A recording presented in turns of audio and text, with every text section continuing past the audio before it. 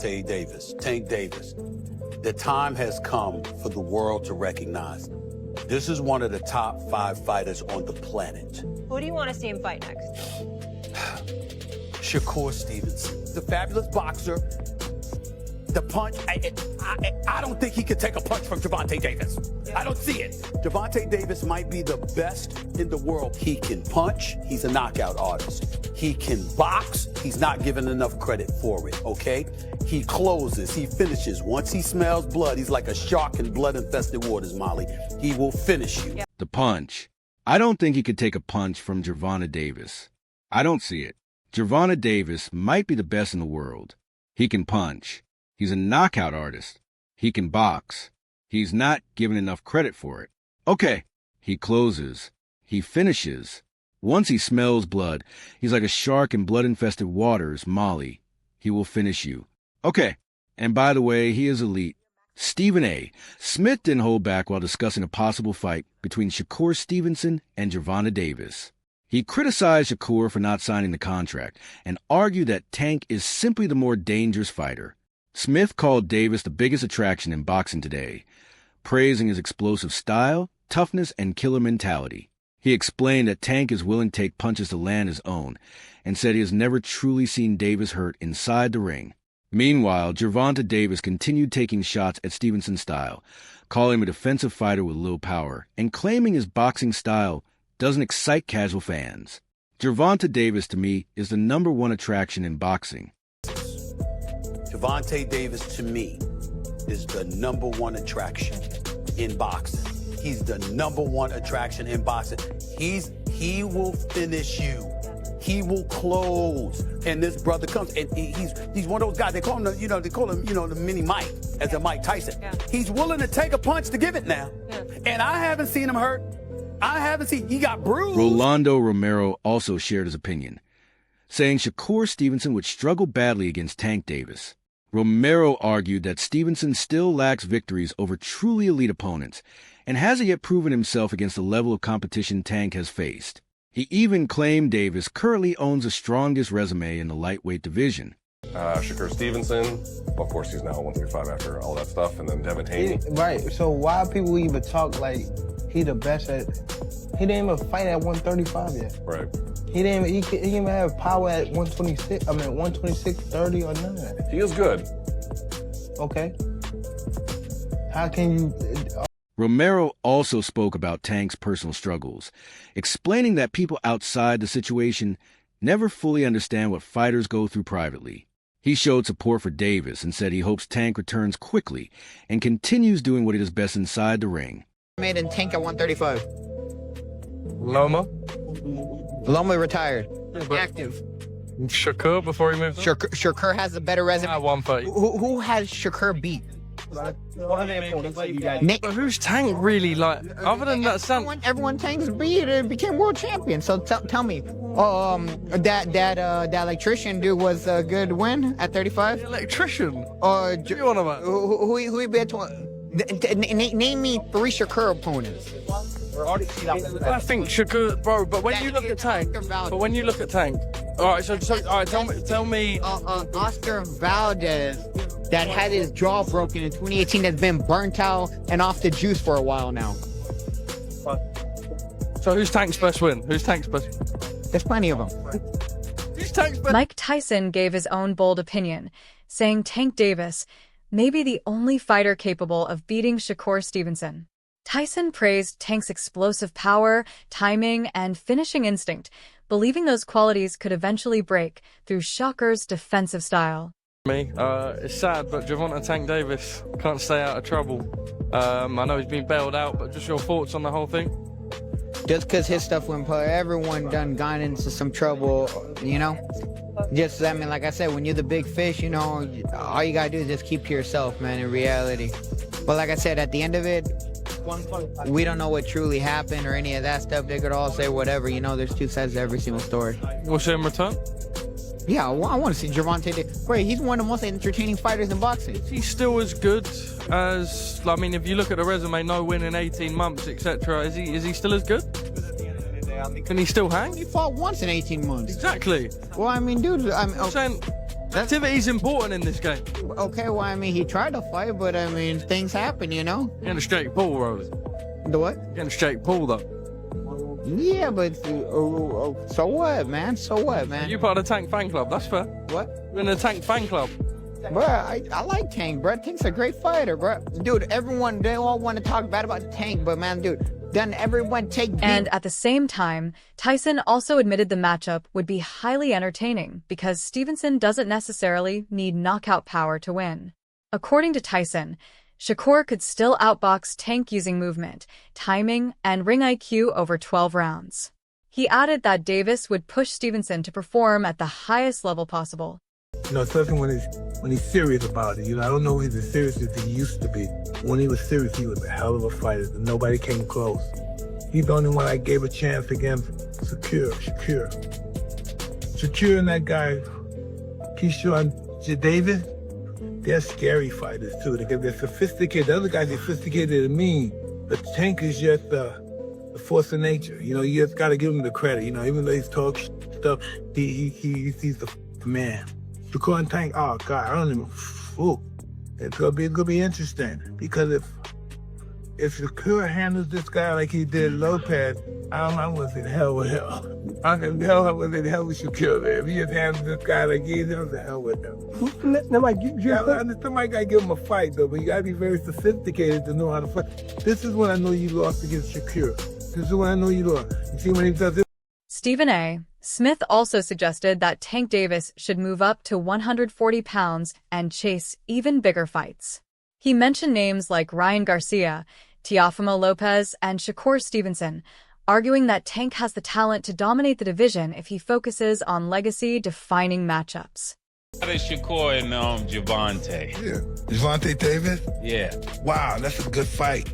That's a good fight. I like to go with Tank because of the, you know, everyone's gonna go with Tank, you know, but it would be a very interesting fight. How could, for us that are not boxing analysts, how could Shakur beat him if he can't hurt him? That would be my question.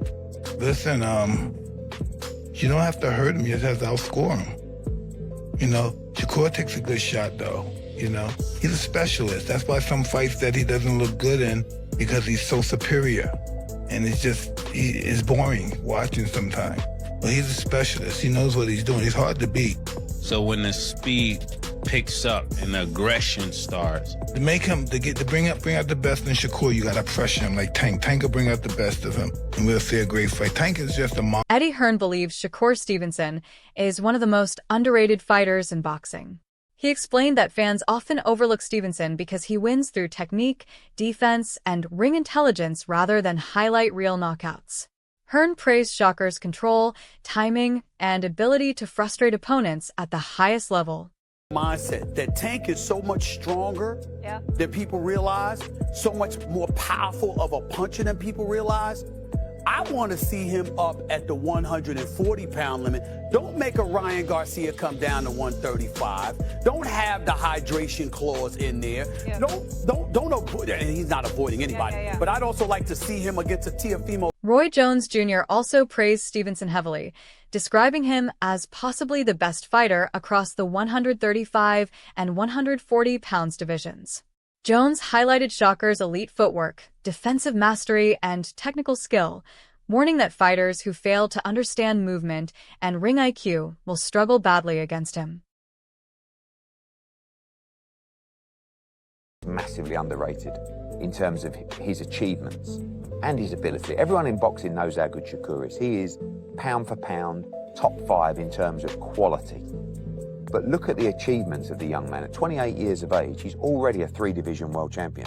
This is to become a 4-division. Now being placed on massive headline fights involving stars like Tyson Fury and Anthony Joshua.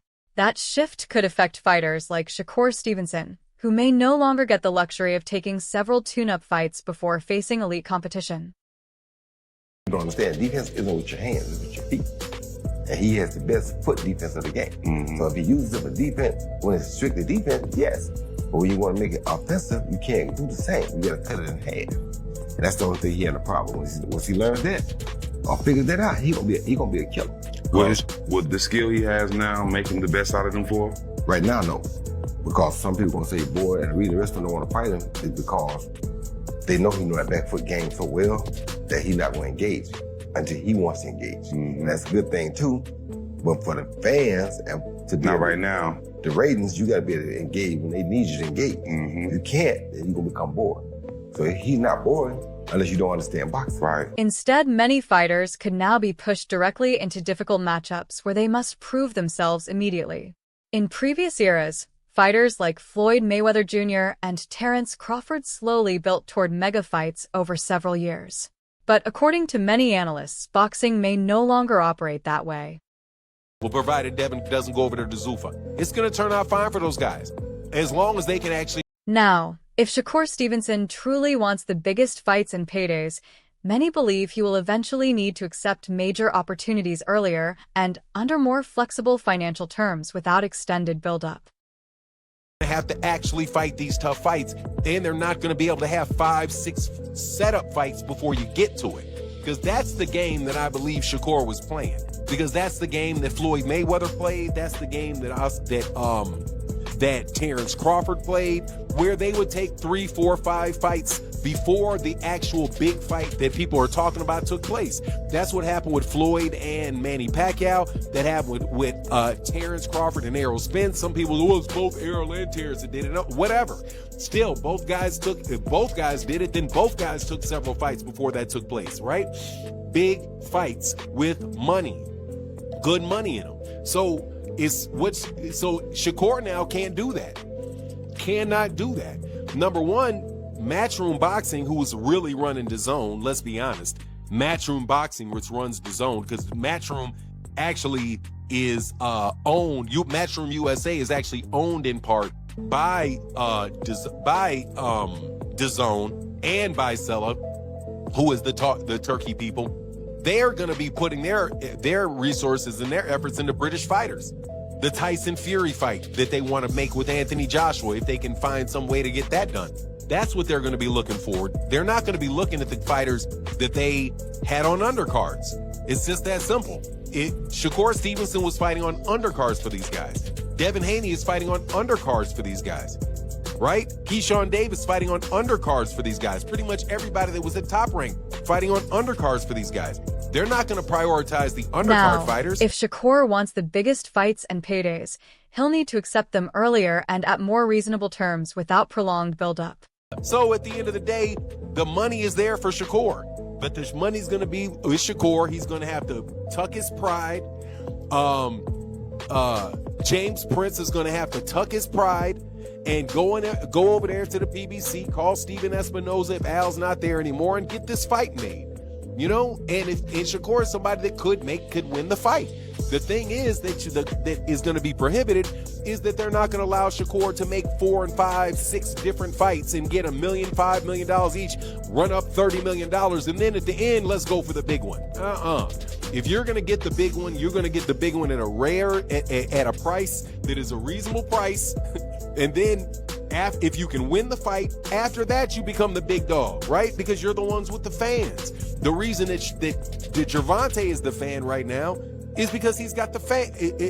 Many experts also believe the biggest reason the fight still hasn't happened comes down to money and business structure. Huge boxing events only move forward when promoters, networks, and fighters all agree on revenue splits and contract terms. If both sides cannot agree financially, even the most demanded fight in boxing can remain stuck in negotiations. They go back and forth on Twitter, and they be like, let's fight. You gotta put the business in between that, because fighters will be fighting all the time just because they're arguing back and forth. But the business gotta make sense. So it's always about the bag. So that's why I feel like Turk Al-Sheikh come in, because he'll say, hey, here go the money, get these fights to happen. That's why I can't believe that Bud have to move up 2 weight classes to fight Canelo, and David Benavidez was right there at 168 comfortably. That's why the business of boxing took over. But I respect Shakur for actually saying he want the fight. Where is he at in the 6 fight deal? And where is he at in the 6 fight deal? Is his 3rd fight or something like that with Tank? It's a good question. It's early. It might be 2 or 3 fights in. You sure you're not? Shakur Stevenson has repeatedly stated that he feels fully confident about winning the fight. He described the matchup as a true best versus best showdown where elite fighters prove superiority through skill, timing, discipline, and ring IQ. Stevenson called the fight a defining moment for his career and explained that elite talent should always be tested against elite opposition. The Tank fight is a fight that should happen. The day, you and Tank is a fight that should happen. It absolutely should happen. And I believe it will. I mean, you guys are both in charge of your career. I think it's a good style matchup. Like you said, the networks are out of the way. The promoters are out of the way. He's flexible. You're flexible. I don't see why it wouldn't happen. It's the best versus the best. Absolutely right. Let's make the best fight in boxing happen. And when you guys meet, how does that fight play out? Man, I ain't gonna give you no game. You think I'm going to jump on the phone with Tank right after? No, I would tell you this. I'm going to come out victorious. Okay. Yeah. That's what I stand by. Okay. That's what you got to say. You're supposed to say that, No, right? it ain't. Shawn Porter argued that Tank Davis cannot simply overpower Shakur Stevenson with knockout punches alone. He compared the matchup to Deontay Wilder versus Tyson Fury, explaining how elite movement, defense, and ring control can neutralize raw power. Porter believes Stevenson's timing, discipline, and technical skill could allow him to frustrate even dangerous punchers across 12 rounds. Across Shakur Stevenson, I'm going to say it here on the front page, and Tank, I love you, brother, and still would love to talk to you. 100. But when you get in there with Shakur, it's going to remind me of Deontay Wilder fighting Tyson Fury. Ooh. Yeah. Because what you going to do when you come across a motherfucker you can't knock out? Yeah. Only thing you going to do is just get more frustrated. That's a terrible analogy. I'm just saying. Only reason why I'm saying this is a terrible analogy is because Tank Davis. Remember, you've heard Coach Cal say this all the time. He says the same thing, and I know exactly what he means. We just waiting on somebody to pull it out of him. You ever hear him say that? Yeah, yeah. We got so it's just we ain't been able to show it because ain't nobody been able to pull it out of him.